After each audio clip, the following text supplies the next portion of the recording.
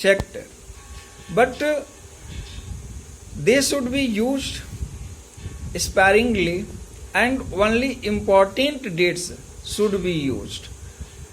One, our coming generation in which we are living and which is about to come would ask when India became independent, when was our continuation put into use, constitution put into use, when did we become the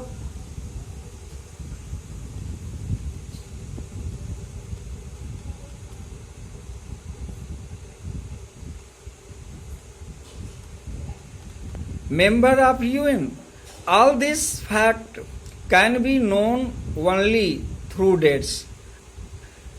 So the date has its own importance.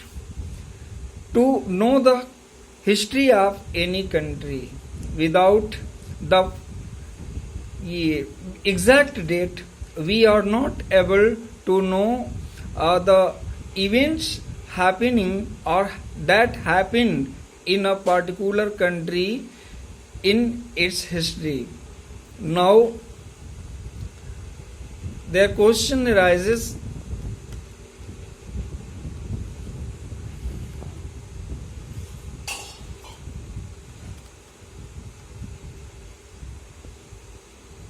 James Mill's periodization of the Indian history. It means to say that James Mill periodization of Indian history, it means James Mill divided the history in many periods. There are other historians also who had tried to divide Indian history into the Hindu, Muslim and British periods. Also, one such historian was James Mill. He tried to divide the history on the basis of the caste. His division of history was caste based only, you can say. One such historian who divided the country or the history of the country on the basis of the caste was James Mill.